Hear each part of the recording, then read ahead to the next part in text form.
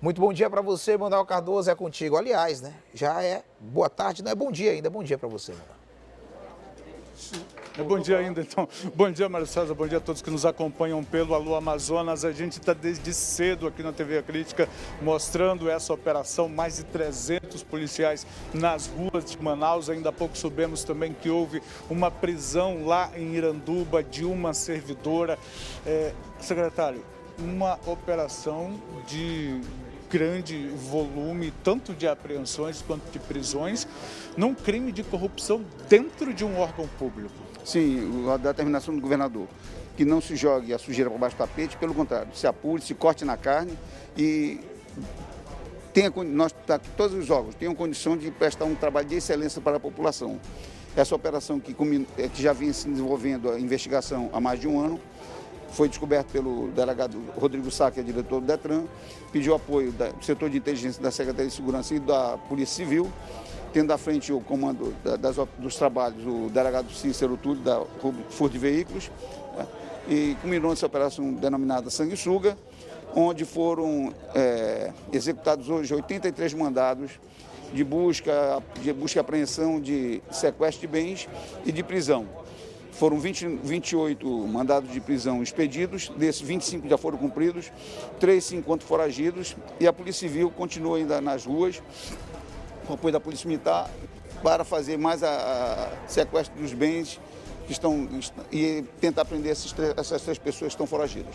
Secretário, com a Operação Maus Caminhos, a gente viu servidores públicos sendo investigados no estado do Amazonas, mas era algo que a gente, fora uma investigação federal, no âmbito estadual, a gente ainda não viu. Tivemos recentemente uma delegacia especializada em combate à corrupção inaugurada aqui no Amazonas. Esse tipo de operação vai seguir sendo realizado? Sim, vai em todas as secretarias onde houver algum desvio de função, desvio de finalidade de algum cidadão, de algum funcionário esteja praticando algum ato ilícito. O governador foi bem claro para nós, não é para esconder nada, não é para, se tiver que prender, prenda, se tiver que cortar na carne, nós vamos cortar. É determinação de governo, que seja transparente, que se trabalhe sério, para que a gente possa realmente dar um melhor retorno para a população. Qual é o balanço, portanto, dessa atuação de hoje em termos de prisões e apreensões, pelo que o senhor pode lembrar?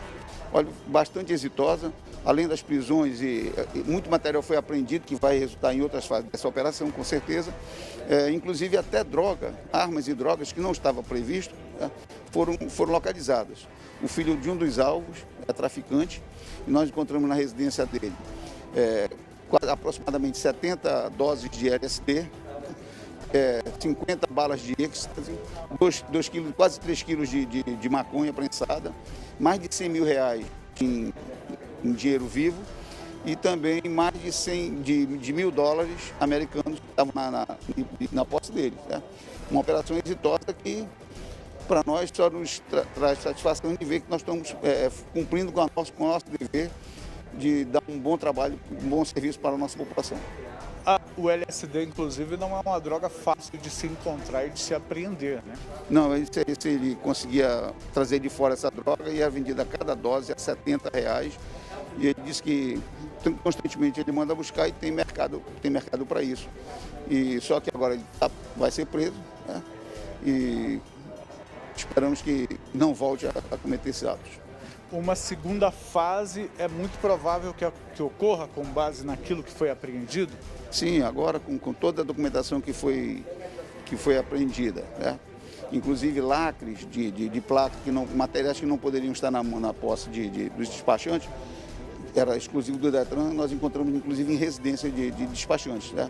O lacre é aquele objeto que é colocado na vistoria? Isso, na placa, na vistoria. Né? E isso aí estava na posse dos despachantes. Né?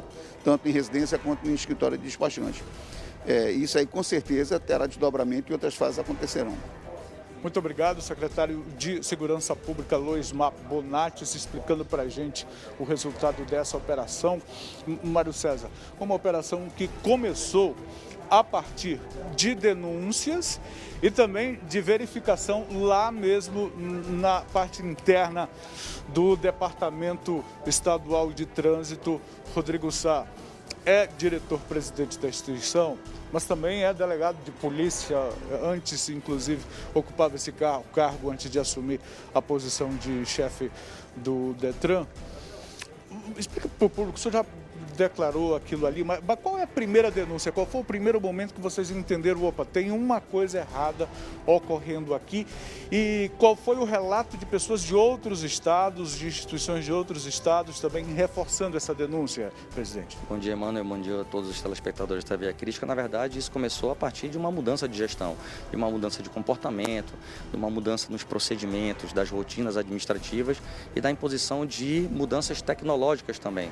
A gente tem uma demanda muito complexa, são mais de 150 serviços, cada um deles com inúmeras transações, então a gente precisa ter muito cuidado na execução desses serviços.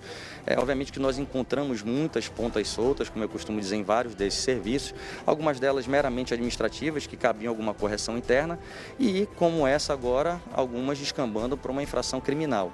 Então nós avançamos aí na coleta de elementos indiciários mínimos, como você frisou, sou delegado de polícia, a gente tem uma equipe de inteligência também no Detran Amazonas para trabalhar, obviamente que não é nossa atividade principal, a gente quer gerir administrativamente, melhorar a instituição para servir melhor a população, mas diante de um fato como esse, nos cabia a obrigação de apurar. E com isso nós identificamos que a fraude era uma fraude simples, mas que acarretava em consequências gigantescas para o Estado e para outros estados da Federação também. Era a não inserção de uma restrição tributária. Consiste na seguinte prática: aquele veículo comprado com incentivo, ele vinha fabricado de outro estado, entrava na Zona Franca de Manaus com esse incentivo de ICMS e outros tributos federais, e a partir dali você conseguia transferir esse veículo para outro estado da federação sem que ele tivesse que permanecer os 5 anos, a maioria deles o convênio impõe 5 anos, dentro do território da cidade de Manaus. E isso permitia com que eles fossem vendidos com um preço muito abaixo do valor de mercado em outros estados. Mesmo que fosse o preço de mercado, digamos que um desconto de 30% numa concessionária aqui por conta dos incentivos, se fosse vendido a preço de mercado, lá o lucro seria muito grande. Exatamente. Você ouviu dizer aí pelo delegado Cícero que o esquema girava em torno aí de 4, 5 mil reais pagos ali aos envolvidos, entre despachantes e servidores colaboradores. Imagina uma quantia vultosa por transação, por veículo, não sei ao certo, mas que o desconto aí com relação à comercialização do veículo era um desconto significativo, talvez até nessa faixa aí de 20 a 30 mil reais por veículo, porque o desconto de ICMS é um desconto vultoso, e aí você deixa de ter esse carro aqui durante 5 anos, esse carro sem a restrição, ele pode ser transferido normalmente para outro estado, e lá ele era vendido impondo uma concorrência desleal às concessionárias locais. Então nós obtivemos também informações de estados como Mato Grosso, Santa Catarina, Rio Grande do Sul, nos dando conta dessa prática lá, e a partir daí, corroborando com os elementos que nós já tínhamos, nós conseguimos avançar e entregar uma robustez aí à Delegacia de Roubos e Furtos de Veículos. O que foi feito para que nenhum funcionário ou despachante ou alguém possa mudar ou não informar na documentação do veículo essa restrição ou essa imposição legal do incentivo fiscal? Mano, na verdade era uma prática, como eu falei, aparentemente simples, mas que demandava boa vontade, demandava austeridade de gestão, mudança de paradigma, ter coragem de fazer. Nós invertemos o processo, hoje todos os veículos dessa espécie que recebem incentivos fiscais já vêm via sistema bloqueados, nós indexamos as informações com a informação constante da nota fiscal, que não existia isso, e hoje não se pode mais fazer. Quando há necessidade de um indivíduo, um comprador, de um adquirente, tensionar ou ele querer levar esse veículo para outro estado, ele precisa primeiro recolher todos os tributos que foram outrora isentados, para que ele tenha direito à baixa dessa restrição e levar o veículo para outro estado. Mas essa inversão já foi feita e nós estamos avançando ainda mais em critérios tecnológicos para deixar o sistema mais seguro e livre dessas fraudes. O secretário acabou de declarar que durante as apreensões também foram encontrados os lacres colocados nas placas. Esse material é para ser do controle do Detran? O Detran deveria ter o controle desse material? Existe já alguma medida administrativa no sentido de impedir que esses lacres sejam desviados? Sim, eu sempre digo que a nossa atividade é um campo fértil para a prática criminosa, infelizmente, porque envolve muitos interesses econômicos, envolve fragilidades até então existentes nos sistemas, mas todos os Detrans Brasil afora estão avançando em tecnologia.